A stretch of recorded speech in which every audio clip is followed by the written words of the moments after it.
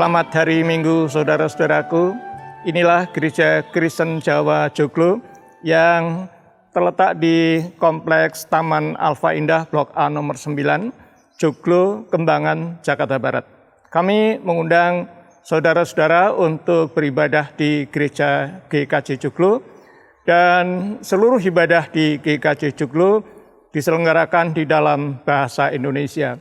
Ada 2 kebaktian umum, yaitu jam 7 dan jam 5 sore, serta kebaktian anak-anak dari kelas bayi, kelas batita, kelas balita, kelas kecil, kelas besar, remaja, dan pemuda.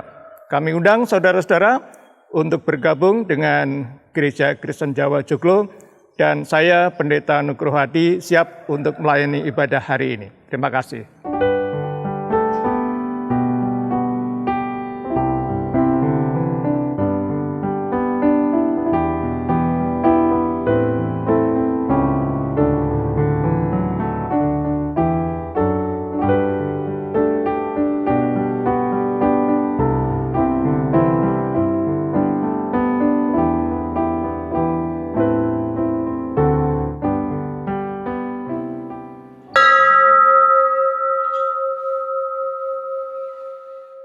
Shalom, selamat hari Minggu, Bapak, Ibu, Saudara yang dikasihi Tuhan. Hari ini kita telah berada di minggu terakhir bulan Juni 2020. Kiranya Bapak, Ibu, dan Saudara senantiasa dalam naungan dan penyertaan Tuhan, dianugerahi kesehatan dan kekuatan di tengah perjuangan hidup kita yang tidak mudah. Ibadah minggu ini akan diberi tema berjalan maju dengan semangat kemusyafiran yang dilayankan oleh Pendeta Emeritus Nugroho Hadi. Dengan rasa syukur, marilah kita mengawali ibadah kita dengan berdiri bersama memuji Tuhan dari Kidung Jemaat 322, bait 1 dan 2, Terang Matahari.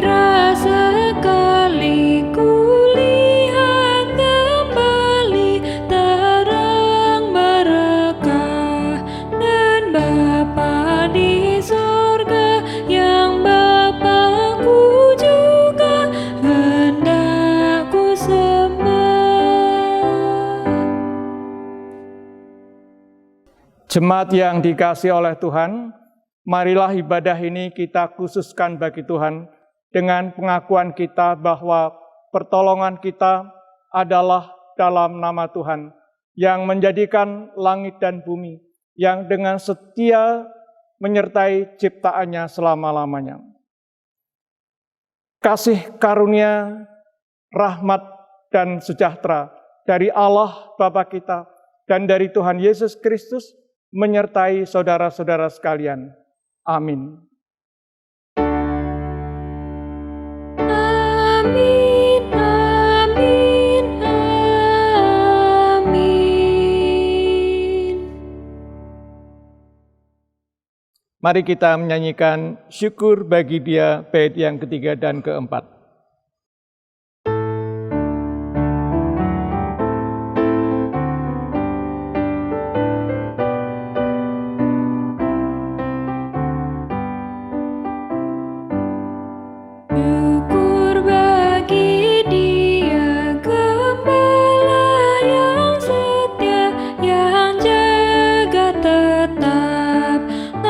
Anugerahnya jua hariku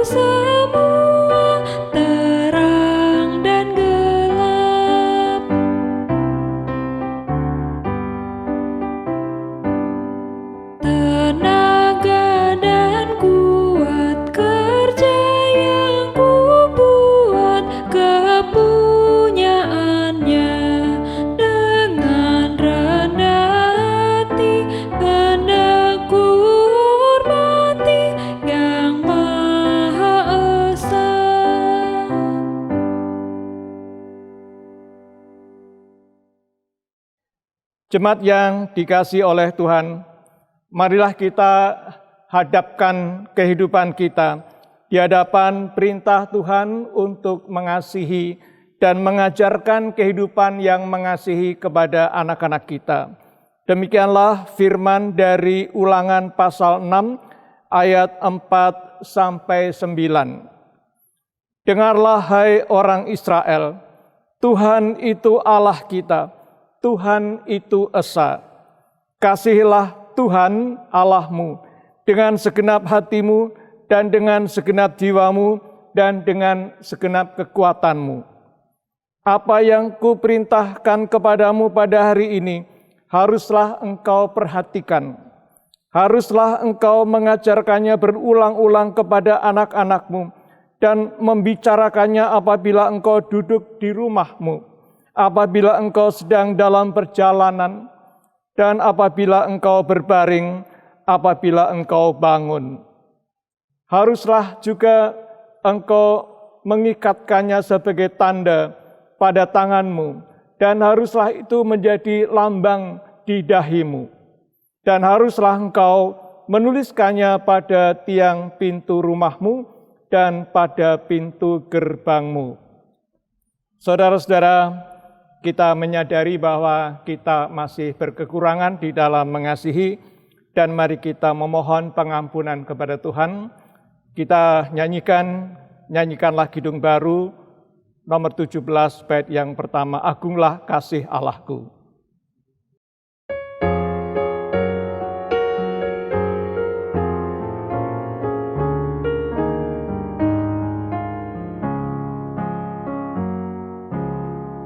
Agunglah kasih Allahku, tiada yang setaranya. Neraka dapat dirembuh, kartika pun tergapailah. Karena kasih-Nya agunglah, Sang Putra menjelma. Dia mencari yang sesat dan diampuninya. Oh kasih Allah agunglah, tiada bandingnya. Kekal teguh dan mulia dijunjung umat-Nya.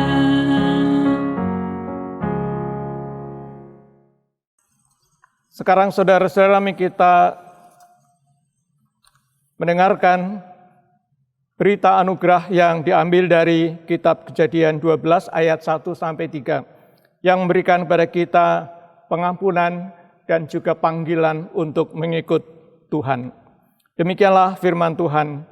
Berfirmanlah Tuhan kepada Abram, pergilah dari negerimu dan dari sanak saudaramu dan dari rumah bapamu ini ke negeri yang akan kutunjukkan kepadamu.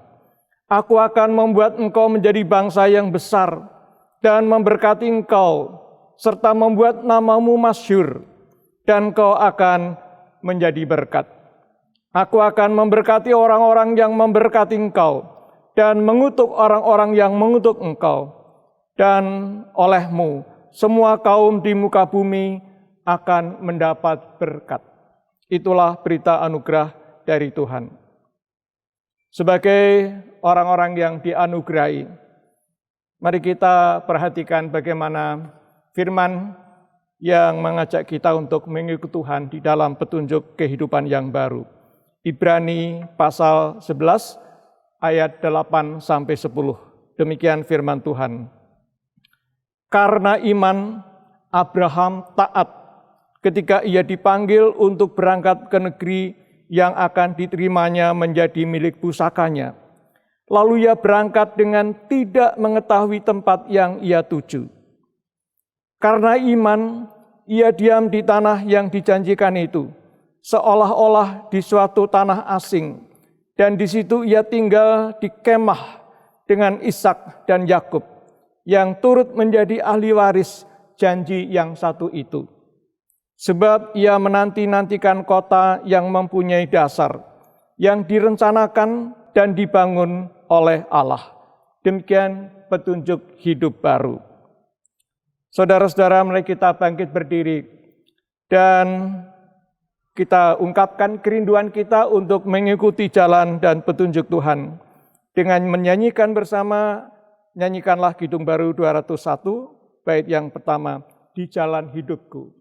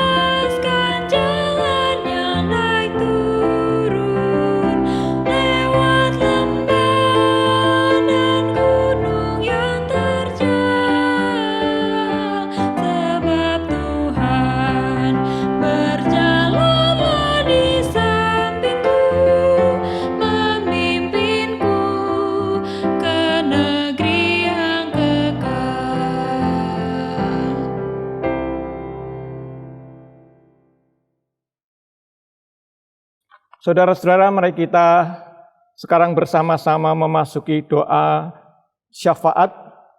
Kita akan mendoakan beberapa pokok doa, dan setiap pokok doa akan dipimpin oleh perwakilan dari wilayah GKJ Joglo. Dan nanti saya akan menutup doa syafaat itu dengan doa penutup. Mari kita berdoa. Bapa kami yang di sorga, terima kasih atas berkat dan pemeliharaan hidup kami, sehingga di tengah-tengah banyak kesulitan dan tantangan hidup, kami saudara bersaudara masih dapat merasakan penyertaan dan kasih Tuhan.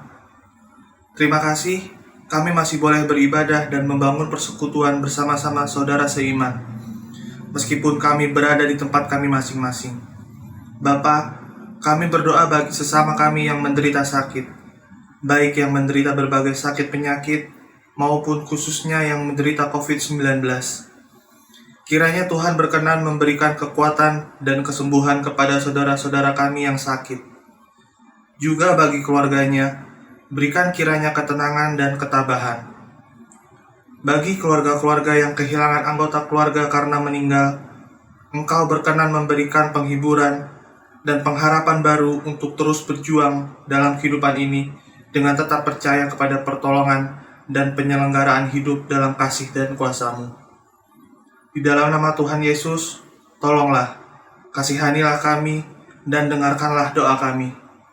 Tuhan Yesus, Raja Gereja, kami berdoa bagi gereja-gereja dan orang-orang percaya di mana-mana, dan khususnya di Indonesia. Berilah gereja Tuhan dan orang-orang percaya tetap memiliki iman yang teguh dan tetap memiliki pengharapan di tengah pergumulan, khususnya dalam menghadapi pandemi COVID-19. Jaga dan pelihara kiranya gereja-gerejamu dan segenap anak-anak Tuhan, agar di tengah pergumulan tetap dapat memberi teladan kehidupan dalam saling mengasihi dan dalam menjalin kebersamaan dengan sesama, dengan segala kesungguhan dan berdisiplin melawan penyakit dan menolong yang berkekurangan. Beri kami kesadaran bahwa di tengah banyak kesulitan dan penderitaan, kami justru didorong untuk menyatakan kasih dan kuasa-Mu di tengah-tengah masyarakat di mana kami ditempatkan. Melalui pergumulan dan perjuangan kami, biarlah kami justru lebih dapat menghayati hubungan dan kedekatan kami dengan Engkau. Di dalam nama Tuhan Yesus, tolonglah, kasihanilah kami, dan dengarkanlah doa kami. Bapa, Kami berdoa bagi anak-anak kami yang harus belajar di rumah dalam masa pandemi. Jagailah anak-anak kami Tuhan, agar mereka tetap sehat, tetap memiliki keceriaan hidup dan sukacita, dan mampu tetap belajar dengan baik. Khususnya bagi mereka yang hendak mencari pendidikan yang lebih tinggi, kiranya Engkau berkenan menolong mereka dan orang tuanya, agar tetap dapat melakukannya dengan baik karena pertolongan-Mu.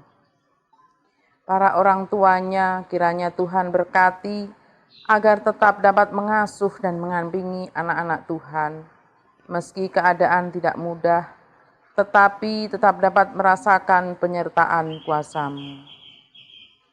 Kami juga berdoa untuk Adi Yuswo dan saudara-saudara lainnya yang rentan terhadap penyakit.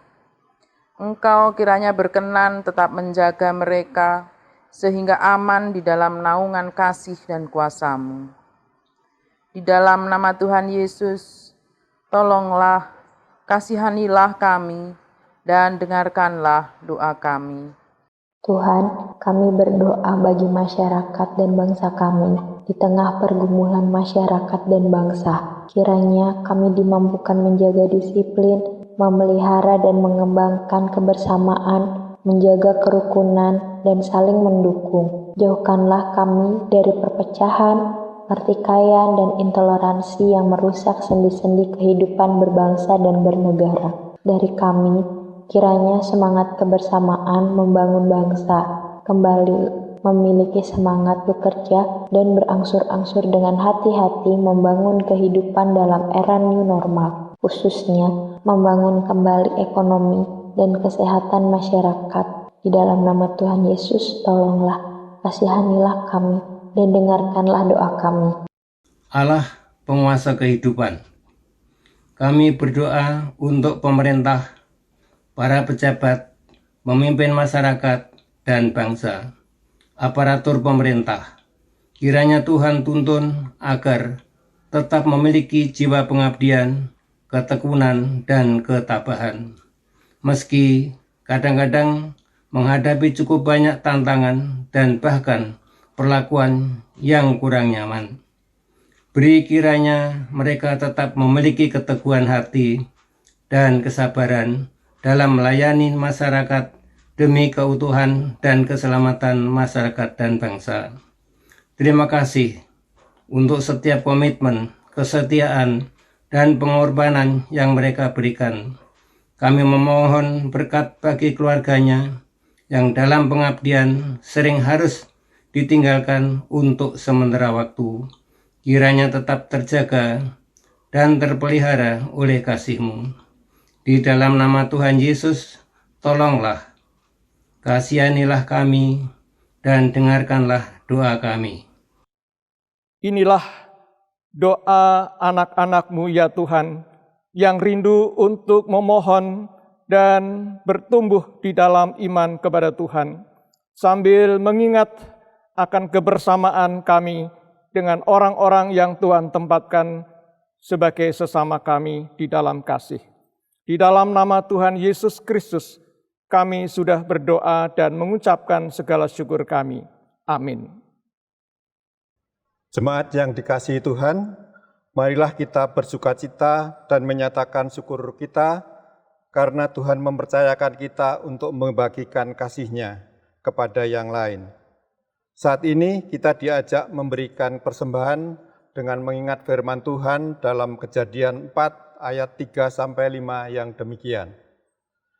Setelah beberapa waktu lamanya, maka Kain mempersembahkan sebagian hasil tanah itu kepada Tuhan sebagai korban persembahan. Habel juga mempersembahkan korban persembahan dari anak sulung kambing dombanya, yakni lemak-lemaknya. Maka Tuhan mengindahkan Habel dengan korban persembahannya itu. Tetapi Kain dan korban persembahannya tidak diindahkannya. Lalu hati Kain menjadi sangat panas dan mukanya muram. Persembahan dapat kita sampaikan dengan cara seperti yang tertera dalam tayangan di hadapan Bapak, Ibu, dan Saudara atau dalam tata ibadah keluarga. Marilah kita membawa persembahan kita dengan menyanyikan Kidung Jemaat 335, bait yang pertama, Manusia yang Meluku.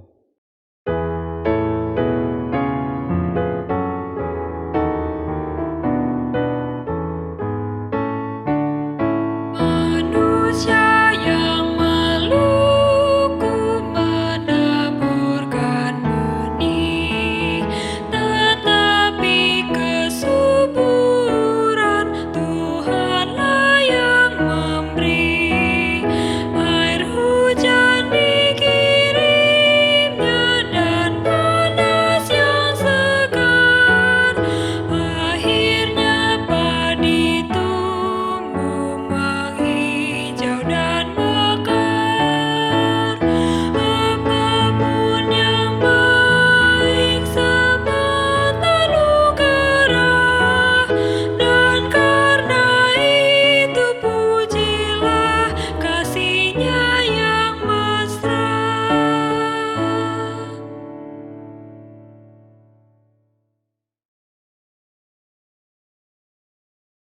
Jemaat, marilah kita bangkit berdiri dan menyerahkan persembahan kita dalam doa. Bapa dalam surga, kami percaya Engkau yang selalu menjaga dan menuntun langkah-langkah kehidupan anak-anak-Mu dalam kehidupan sehari-hari. Pagi ini kami datang kepadamu dengan membawa persembahan sebagai tanda syukur kami. Kiranya Engkau mengkuduskan dan menerimanya. Ya Bapa, sebentar lagi kami akan mendengarkan firman-Mu yang akan dibawakan oleh Pendeta Emeritus Nugroho Adi. Kiranya Roh Kudus-Mu dapat menyertai beliau, sehingga firman-Mu dapat terurai dengan jelas untuk menjadi pedoman hidup kami sehari-hari. Ya Bapa, kami serahkan doa ini dalam tangan kuasa-Mu, dalam nama Tuhan Yesus Kristus. Amin. Jemaat dipersilahkan duduk kembali. Saudara-saudara, kita akan mendengarkan firman Tuhan, dan sebelumnya mari kita siapkan hati kita untuk mendengarkan firman itu dengan menyanyikan nyanyian persiapan NKB 117 bait yang pertama dan kedua, Bersabdalah Tuhanku.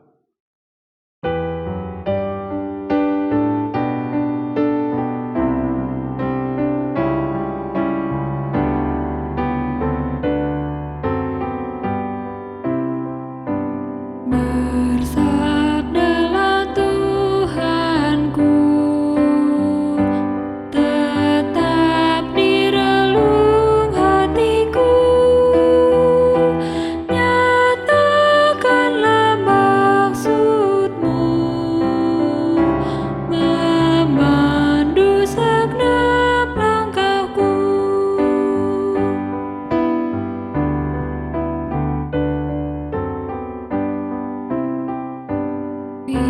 Firman-Mu ya Tuhanku,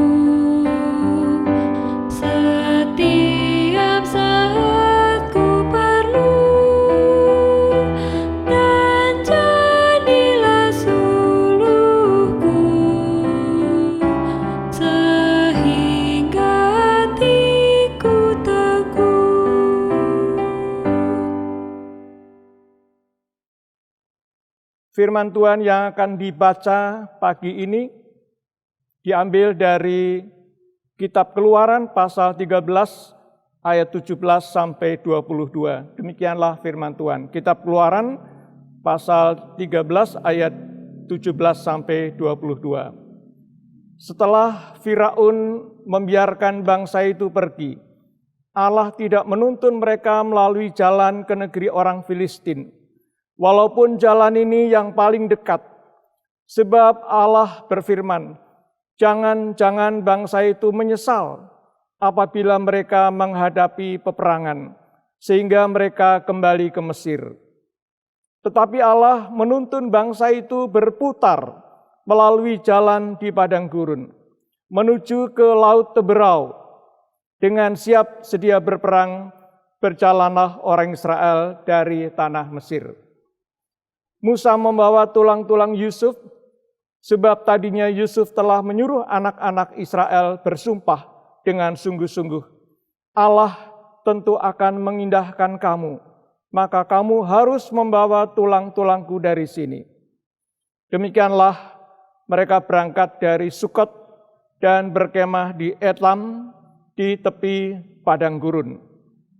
Tuhan berjalan di depan mereka pada siang hari dalam tiang awan untuk menuntun mereka di jalan, dan pada waktu malam dalam tiang api untuk menerangi mereka, sehingga mereka dapat berjalan siang dan malam. Dengan tidak beralih, tiang awan itu tetap ada pada siang hari, dan tiang api pada waktu malam di depan bangsa itu. Demikianlah firman Tuhan, terpujilah Tuhan. Haleluya. Haleluya, haleluya, haleluya.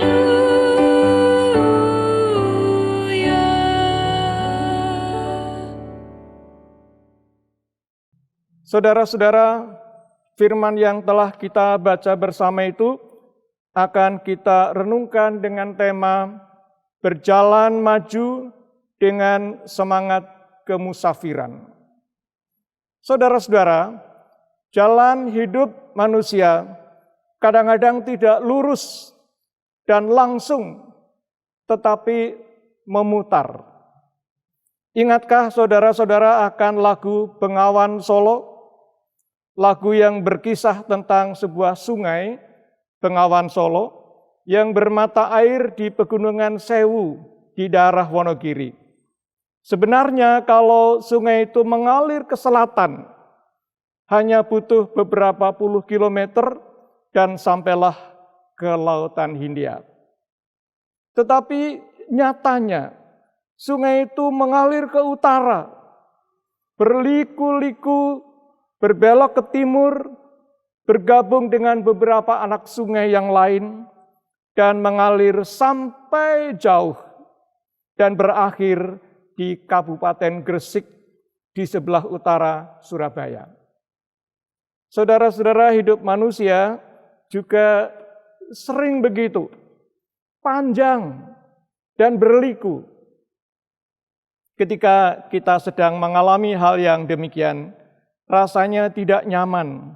Tetapi ketika semua telah lewat, kita dapat melihat dan merasakan betapa besar manfaat yang diperoleh.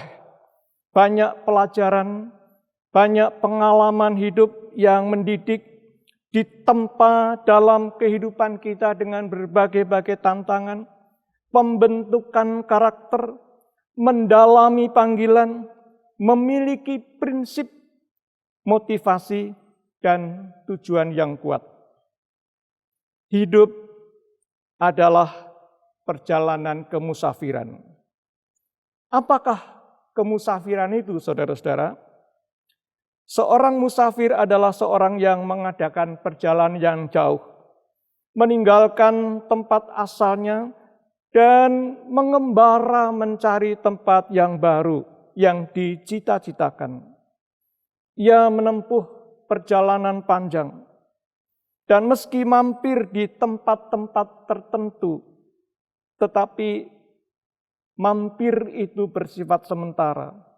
Ia harus tetap memiliki semangat untuk maju mencapai tujuan pengembaraannya. Ia harus siap menghadapi godaan dan tantangan di tengah perjalanannya dan harus tetap maju dan memusatkan perhatiannya kepada tujuan yang akhir.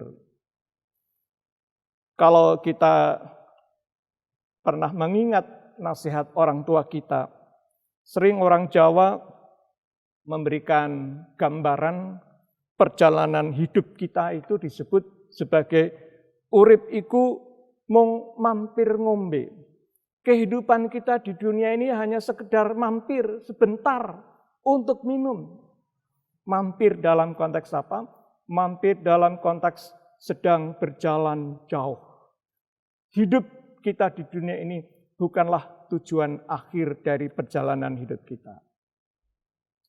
Saudara-saudara yang dikasihi oleh Tuhan, kisah kemusafiran di dalam Alkitab tampak amat jelas dan menjadi model bagi orang beriman di dalam panggilan Abram. Pergumulan imannya, jatuh bangunnya, dan sikap serta perbuatan yang menanggapi panggilan Allah yang tidak mudah itu. Meninggalkan tanah leluhurnya di Ur Kasdim, yang menurut penelitian arkeologis adalah kerajaan Sumeria, sebuah peradaban yang cukup tinggi pada zamannya.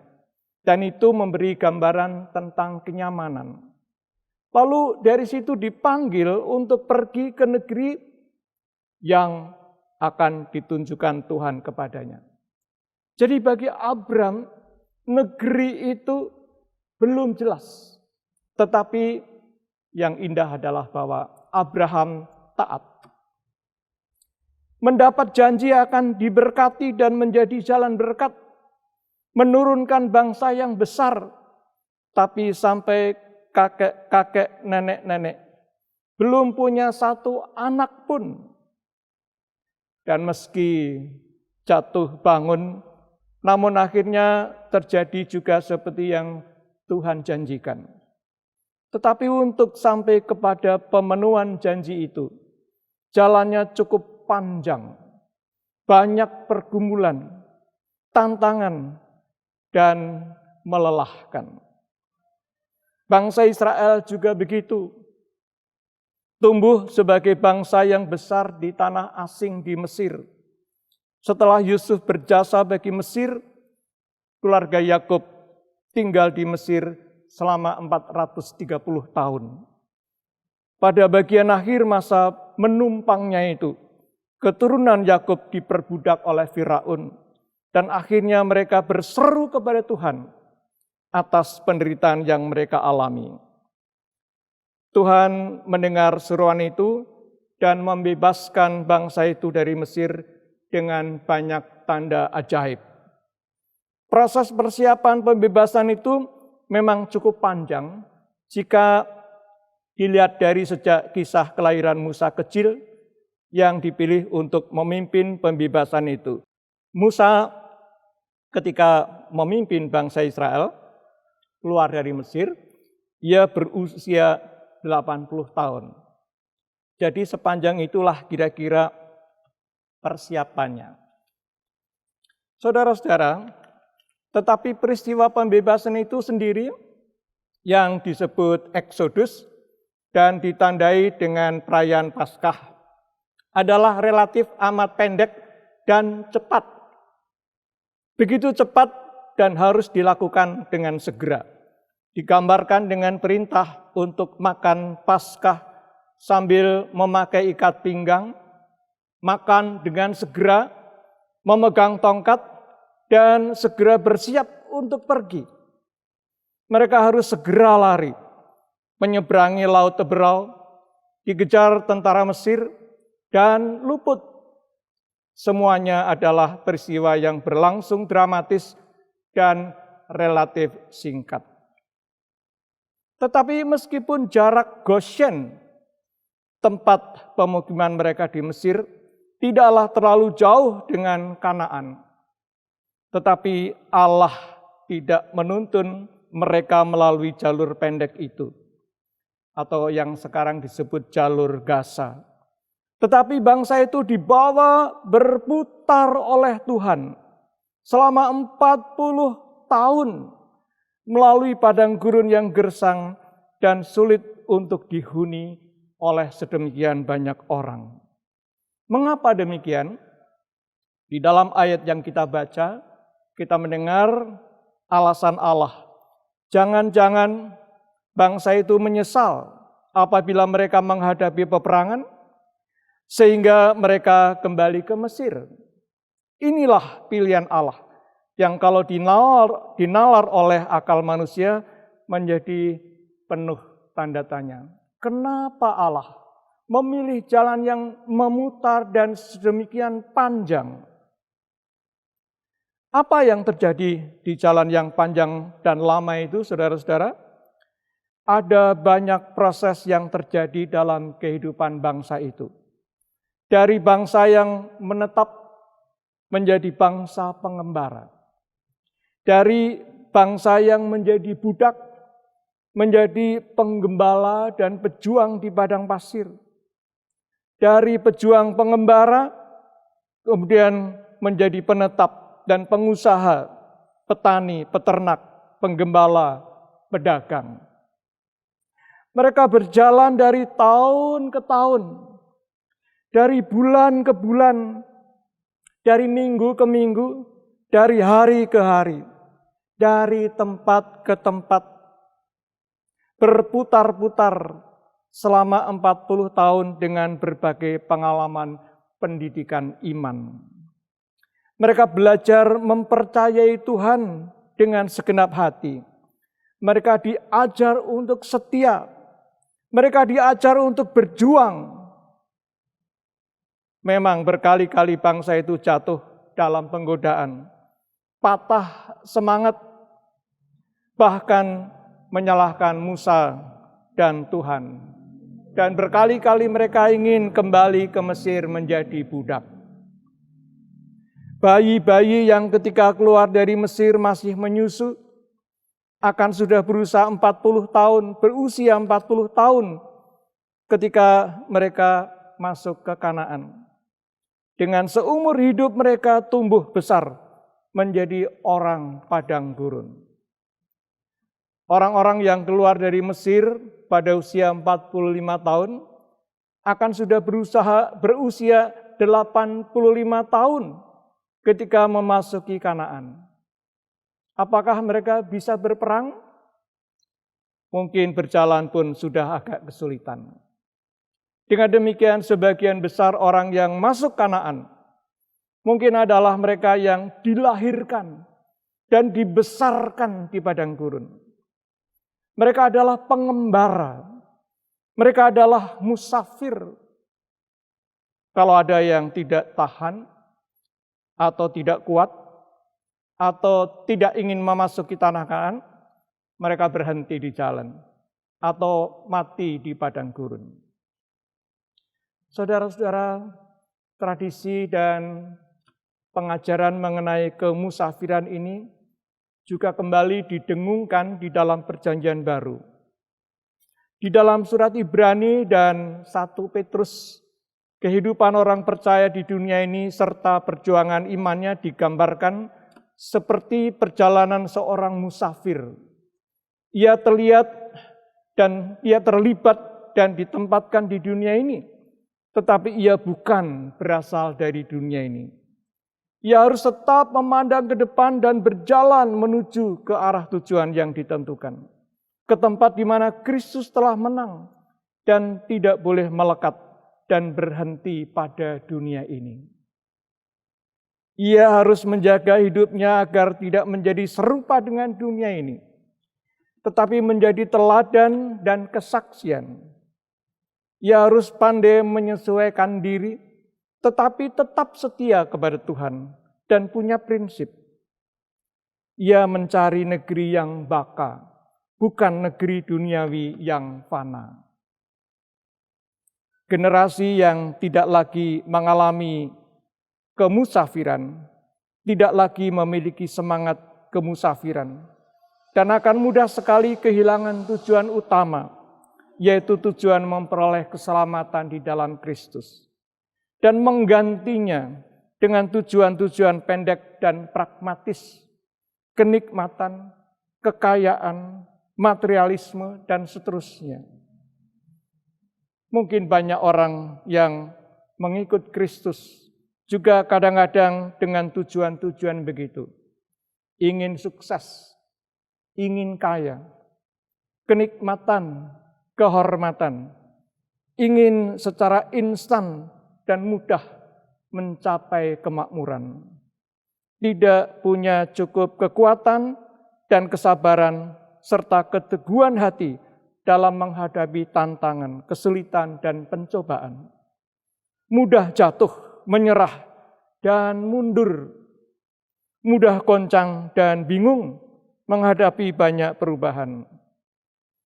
Ingat saudara-saudara, di dalam budaya kita juga sering ada pengajaran, misalnya di dalam masyarakat Jawa ada pesan ojo kagetan, ojo gumunan, ojo dumeh. Ini menggambarkan betapa kita harus tetap memiliki hikmat di dalam perjalanan kehidupan. Saudara-saudara yang dikasihi oleh Tuhan, dari apa yang kita renungkan tentang kemusafiran Abraham dan bangsa Israel serta pengajaran perjanjian baru, kita dapat melihat memang di satu sisi betapa beratnya perjalanan menjadi seorang musafir. Tidak nyaman menjadi seorang musafir. Tetapi dari sisi makna spiritual dan hikmahnya, perjalanan itu menghasilkan sifat, sikap, dan pribadi yang tertempa melalui pengalaman.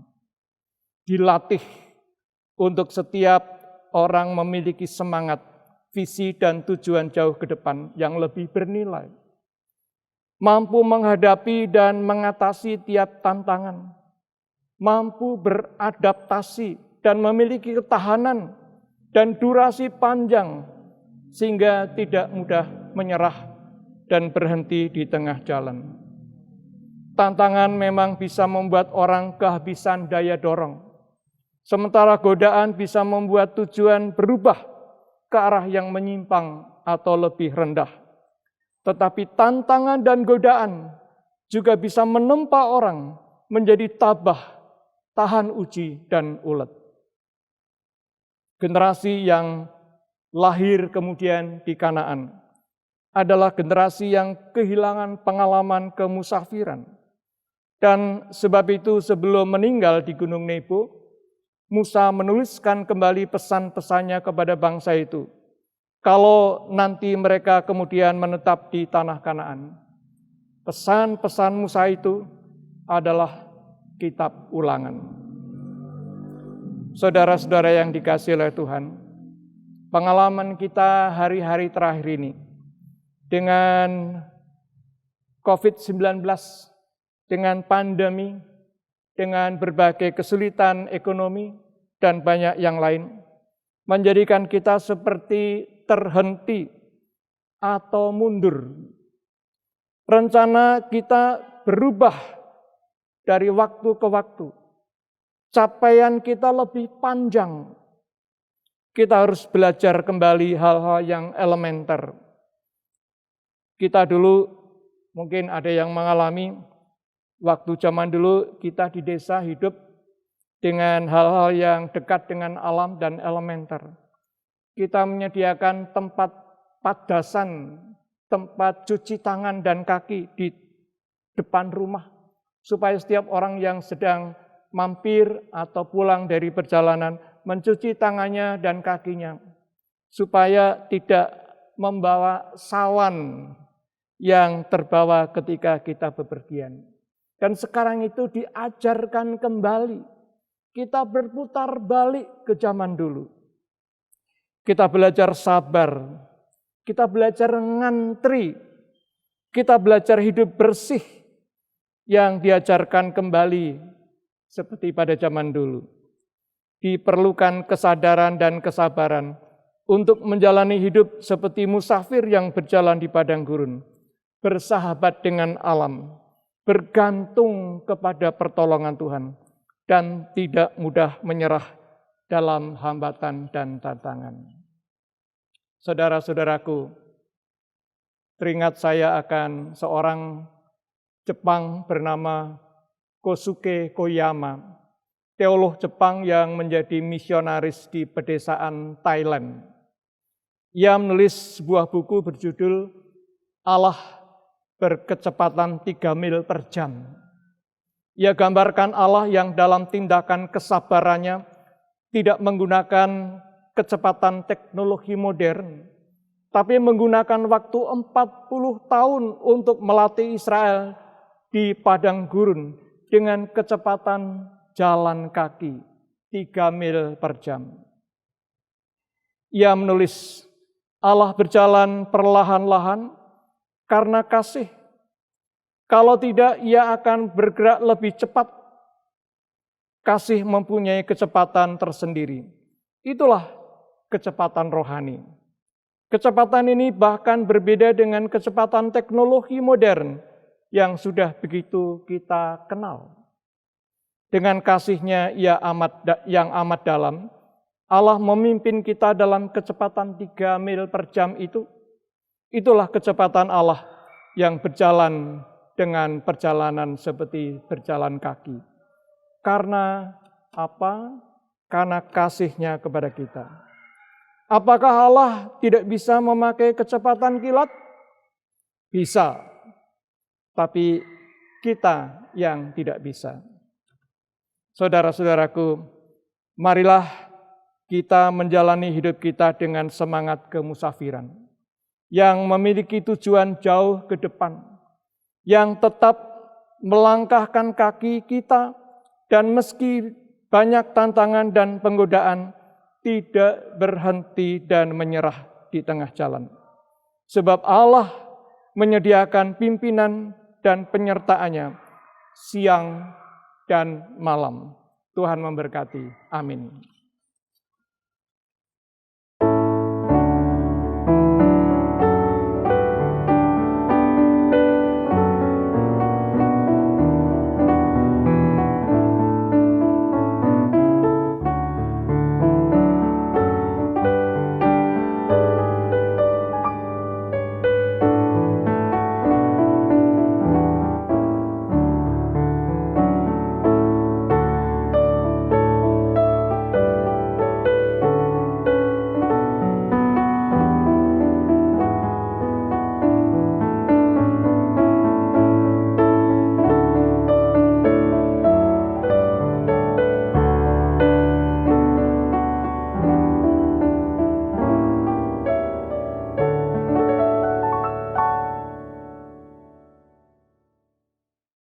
Kita akan mendengarkan persembahan pujian dari Ibu Delienta Panjaitan berjudul Arti Kehadiranmu.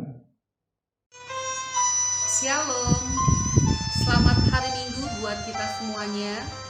Selamat beribadah kepada Tuhan.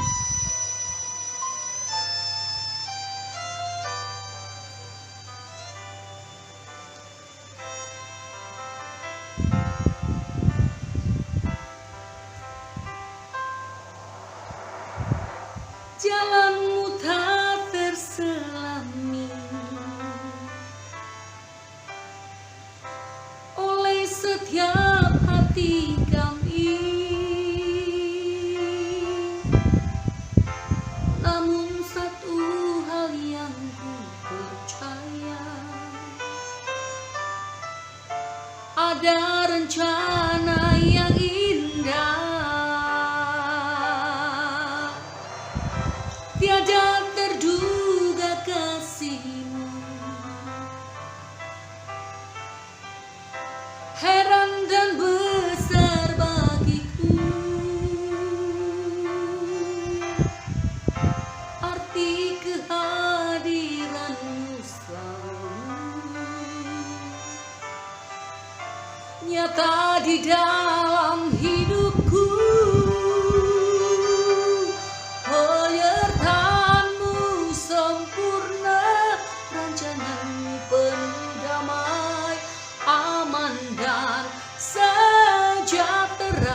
Walau di tengah badai, ingin ku selalu bersama, rasakan keindahan arti kehadiran-Mu Tuhan.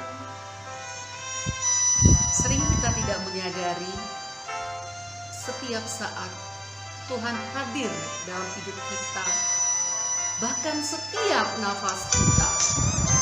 Jalan-Mu tak terselami oleh setiap hati kami, namun Namun satu hal yang ku percaya, ada rencana yang indah, tiada terduga kasih-Mu. Heran dan besar bagiku arti kehadiran-Mu selalu nyata di dalam hidupku. Penyertaan-Mu sempurna, rancangan-Mu penuh damai, aman dan sejahtera walau di tengah badai. Ingin ku selalu bersama, rasakan keindahan arti kehadiran-Mu Tuhan. Penyertaan-Mu sempurna, rancangan-Mu penuh damai, aman dan sejahtera walau di tengah badai. Ingin ku selalu bersama, rasakan keindahan arti kehadiran-Mu Tuhan. Arti kehadiran-Mu Tuhan. Arti kehadiran-Mu Tuhan.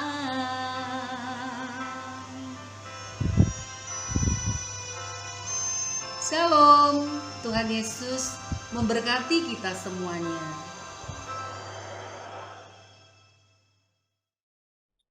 Saudara-saudara, mari sekarang kita menyanyikan Kidung Jemaat 269, bait pertama dan kedua, Hai Musafir, mau kemana?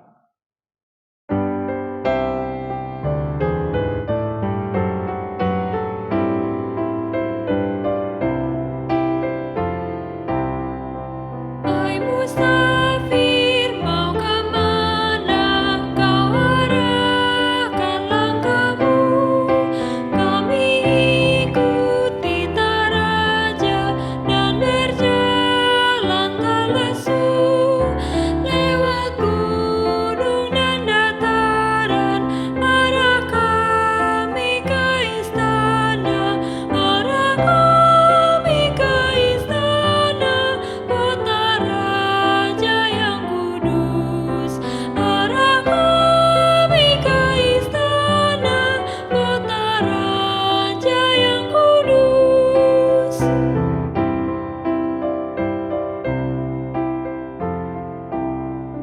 Apa kamu dapat tahan dalam badai yang seru? Tangan Tuhan yang menuntun, hati kami pun teguh. Apapun yang dihadapi, Yesuslah membimbing kami. Yesuslah membimbing kami ke kotanya yang kudus. Yesuslah membimbing kami ke kotanya yang kudus. Saudara-saudara, setelah kita mendengarkan firman Tuhan, mari kita bersatu dalam doa. Bapa di sorga, terima kasih atas firman-Mu yang mengajarkan kami untuk berlaku seperti seorang musafir dalam perjalanan hidup kami. Tunjukkanlah jalan-Mu ya Tuhan. Tetap pimpinlah langkah-langkah dalam perjalanan kami. Dan kuatkanlah kami, supaya dalam menghadapi berbagai macam tantangan dan penggodaan, kami tidak menyerah dan berhenti di tengah jalan. Biarlah Engkau tetap menuntun hidup kami sehari-hari.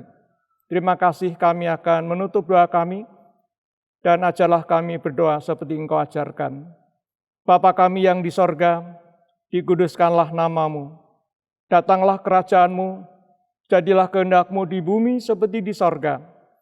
Berikanlah kami pada hari ini makanan kami yang secukupnya, dan ampunilah kami akan kesalahan kami, seperti kami juga mengampuni orang yang bersalah kepada kami. Dan janganlah membawa kami ke dalam pencobaan, tetapi lepaskanlah kami daripada yang jahat. Karena Engkau-lah yang punya kerajaan dan kuasa dan kemuliaan sampai selama-lamanya. Amin. Kami undang jemaat untuk bangkit berdiri. Marilah kita menyegarkan kembali iman kita dan menghayati persekutuan kita dengan gereja-gereja di sepanjang sejarah perjalanan Allah, di segala tempat dan zaman, dengan mengucapkan bersama-sama pengakuan iman rasuli yang demikian. Aku percaya kepada Allah Bapa yang Maha Kuasa, Khalik langit dan bumi, dan kepada Yesus Kristus, Anak-Nya yang tunggal Tuhan kita, yang dikandung daripada Roh Kudus, lahir dari anak darah Maria, yang menderita di bawah pemerintahan Pontius Pilatus, disalibkan, mati dan dikuburkan, turun dalam kerajaan maut. Pada hari yang ketiga, bangkit pula di antara orang mati, naik ke surga, duduk di sebelah kanan Allah Bapa yang Maha Kuasa, dan akan datang dari sana untuk menghakimi orang yang hidup dan yang mati. Aku percaya kepada Roh Kudus, gereja yang kudus dan persekutuan orang kudus, pengampunan dosa, kebangkitan daging, dan hidup yang kekal.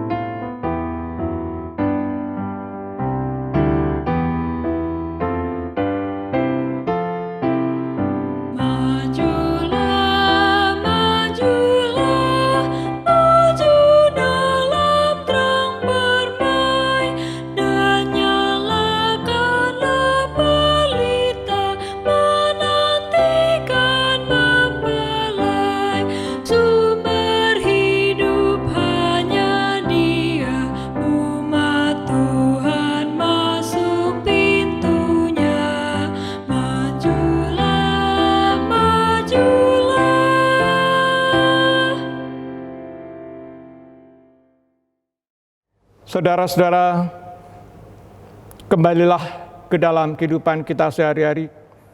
Lanjutkan perjalanan hidup kita dengan percaya bahwa Tuhanlah yang menuntun dan memimpin perjalanan kita, memberikan kepada kita kekuatan dan berkat.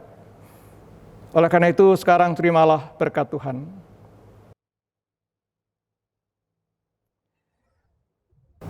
Tuhan memberkati engkau dan melindungi engkau. Tuhan menyinari engkau dengan wajah-Nya dan memberi engkau kasih karunia. Tuhan menghadapkan wajah-Nya kepadamu dan memberi engkau damai sejahtera. Amin. Kita menyanyikan kidung pelengkap kidung jemaat 180. Kasih Tuhan mengiringimu.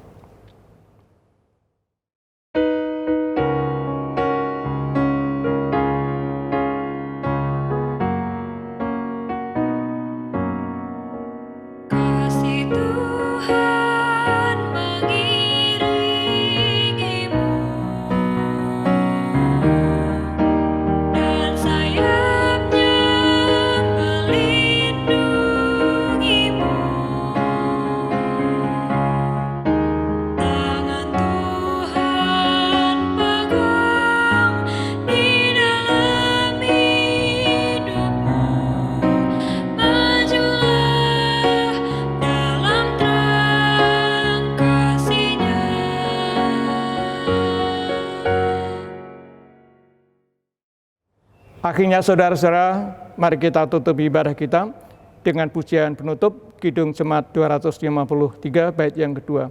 Tabahlah, tabahlah.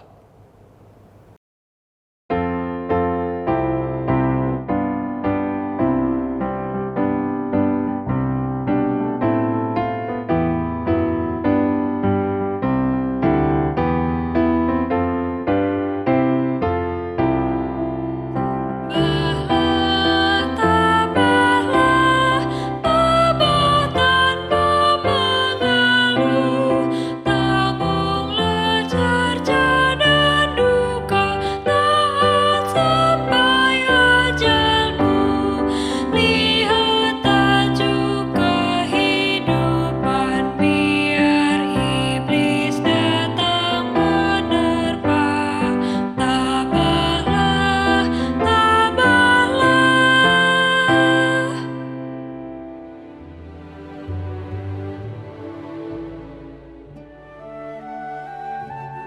Jemaat yang dikasihi Tuhan, ibadah telah selesai.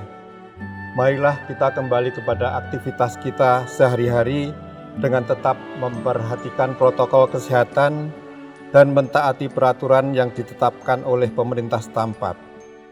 Kiranya Tuhan menguatkan kita semua. Selamat hari Minggu, Tuhan memberkati.